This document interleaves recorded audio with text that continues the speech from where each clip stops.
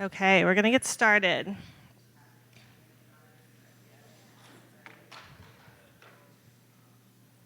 Okay, so today we want to give you time to be in your match circles. We're just going to do a little bit of talking from the front around the idea of upward mobility.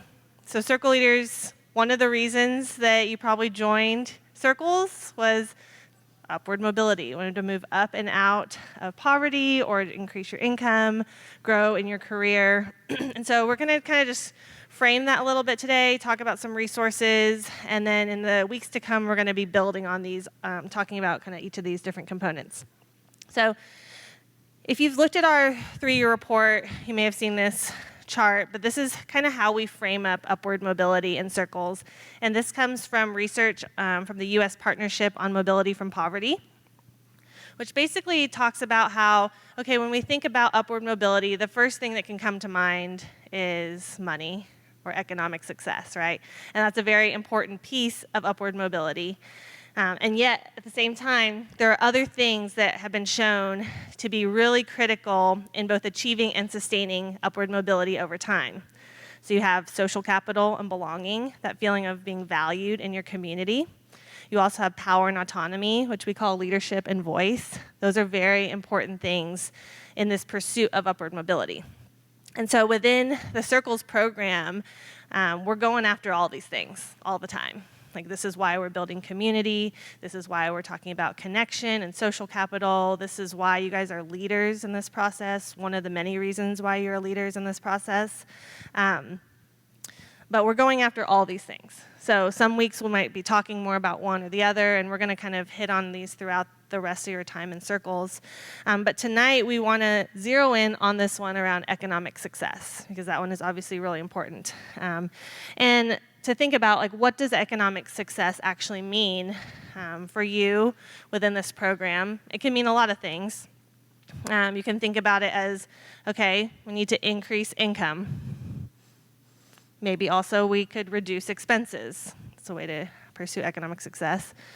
Also, maybe just maximizing your net resources. And then there's other things, obviously wealth building. We'll talk about that towards the end of the program. But these are the 3 that I want you to think about during your time in circles. So starting with net resources here, we know that when people increase their income and reduce expenses, it doesn't always result in a net positive, right? Because of something called the cliff effect, which we are probably all well aware of now.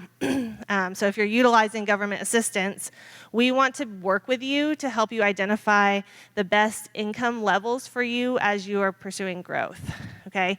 So obviously we want you to have income increasing, but there are times when maybe going from $15 to $16 an hour might actually result in a net negative for your overall resources. Maybe you're going to need to go from $15 to $18 an hour.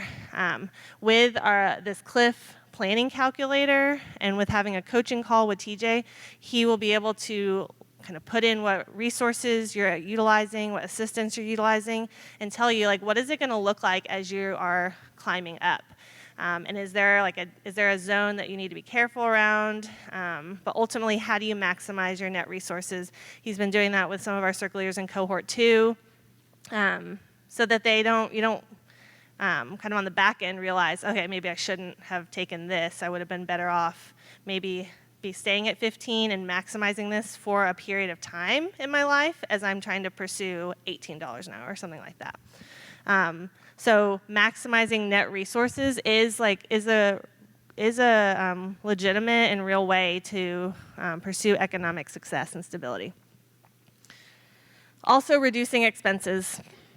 So circle leaders, we talked a lot about expense tracking during training. That's kind of your first step into budgeting. I know some of you guys have already started into the budgeting process, but this month is where we're going to really dive into budgeting, zero-based budgeting, what that looks like, and how that can help you both maximize your resources as well as help you reduce expenses. When you know what you're spending on things, it's easier to kind of make a plan for the future. Debt reduction and credit building. We encourage you to partner with CCOA. That's Mary Sanchez over there. So if you haven't met with Mary, I encourage you to reach out and make sure that when you call CCOA, you tell them you're with Circles because you can get some things for free. You shouldn't have to pay for anything. And then community resources, just something to be thinking about as we head into budgeting. Are there community resources you can access? Maybe like the food lockers over at St. James, or maybe like instead of buying clothes for your kids, you can say, hey, I'm in need of this size clothes, and we can reach out to resources as a potential way to, hey, maybe you don't have to spend money on clothes for a year as you're pursuing reducing expenses. And then increasing income. So these are the kind of the things we're going to talk about today. These are some different ways to think about increasing income, and these are kind of what we want you to start thinking about in your mind about what you're going to be pursuing. So career advancement, upskilling, and supplemental income. So thinking about career advancement, we're going to be doing some career advancement workshops and offering different resources in the coming months. And these are things that everyone needs regardless of kind of whatever path you decide to go down. But we're going to be doing resume building workshops. We're going to talk about best practices, and you'll have time to work on your resume. Everyone should be on LinkedIn. It's a good way, even in just big view when we're talking about things, we want to tag you in LinkedIn and let our community know who you are. So being able to translate your resume onto LinkedIn. Interview prep. Haley mentioned a resource last week, but we have allies, we have some other connections who can help you prepare for interviews before you go to them. Networking. It's really, when we talk about social capital, it's really great to build that in your match circle, to build these strong connections, as well as kind of within the Circles community. But also we want you to be thinking about how we can kind of bridge out beyond just the Circles community. So we've had Circle leaders who said, hey, I'm interested in HR, I'm interested in graphic design. And so we look in the community, like, who does this?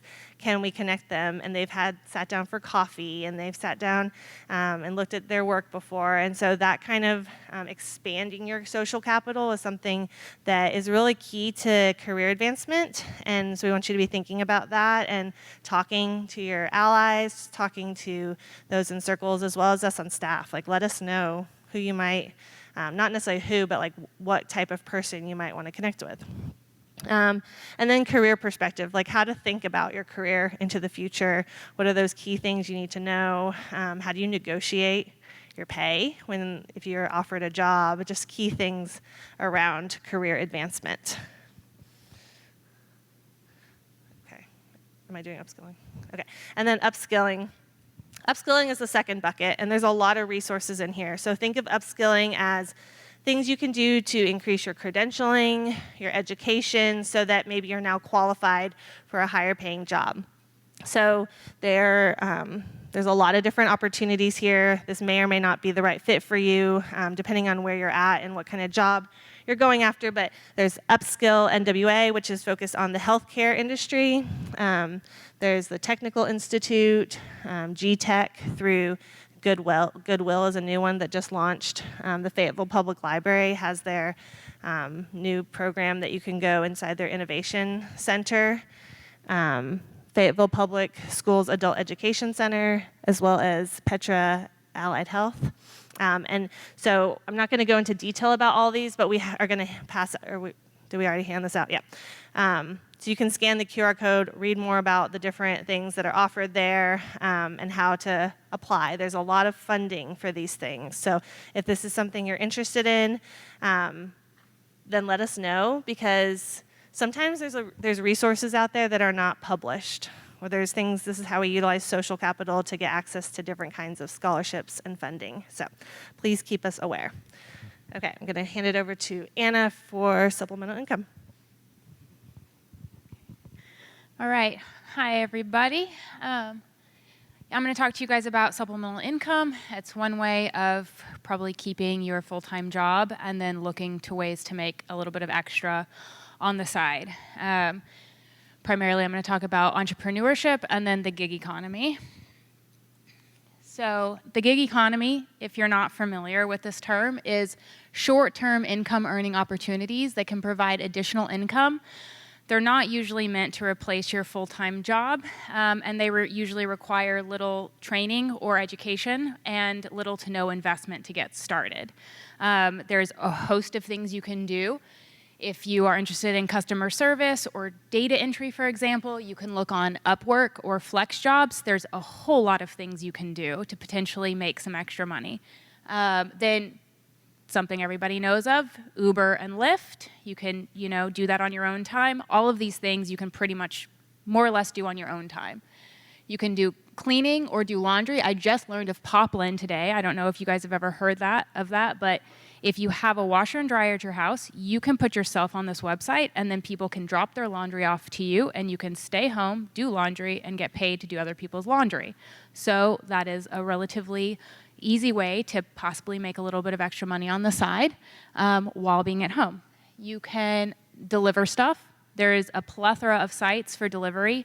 DoorDash and Uber Eats are two of them. There's also Instacart and several others. Again, there's a lot of these, and these are just some examples of them. This is an interesting one, rent your car or room. So Turo is a service. If you have a car and you maybe can say, I don't need my car on Sundays, you can put your car on Turo and someone will pay you to use your car for the day. And so that is a way to help bring down your car payment if you have a car that you feel like might be usable for something like this. If you have an extra room, let's say, in your house or apartment, you could talk to your landlord and say, is it okay if I list it? In Fayetteville, we still have rooms that you can rent on Airbnb. You can't rent a whole property, but there are still licenses for single rooms. You can take surveys. Taking surveys, walking dogs, and manual labor, surveys is going to be if you're home and you really just want to make maybe a couple extra bucks here and there. It's low effort and also low income from it. You can walk dogs, seems to be a popular one actually. If you love dogs and you want to set aside some time on a Sunday or some time to go say, I am available to walk dogs this day, you might be able to get a bill paid this way by hanging out with dogs if you love them. And then Hearts for Service is actually a local nonprofit that if, let's say you have a bill outstanding and you just need to cover a bill, you can get in touch with them and you could do a one-off sort of a gig, raking leaves, maybe painting a cabinet, I'm not sure, but they can connect you to an opportunity to get sort of individual gigs to get specific things paid for. And then Angie's List, if you're a kind of handy person, then you can sign up to do all sorts of things through Angie's List. And so these are just some opportunities for this like side income. It's not a great way to have a full-time income. There's no benefits, and so it's not really a long-term full-time thing, but it is good to sort of bring in a little extra if you need. Okay. Then there's entrepreneurship, which is a huge bucket, and entrepreneurship you can think of as a longer-term income earning opportunity that can provide additional income and or eventually replace your full-time job entirely. Most endeavors, though, require some experience or education and some upfront financial investment and can take anywhere from a few months to years to return profits. So it's a higher risk, but if you have a passion and you really want to follow it through, this could be a great way to get started. There's a whole lot of resources in Northwest Arkansas for entrepreneurs, and there's programs you can apply for. There's things like Entrepreneurship for All. Canopy has a program.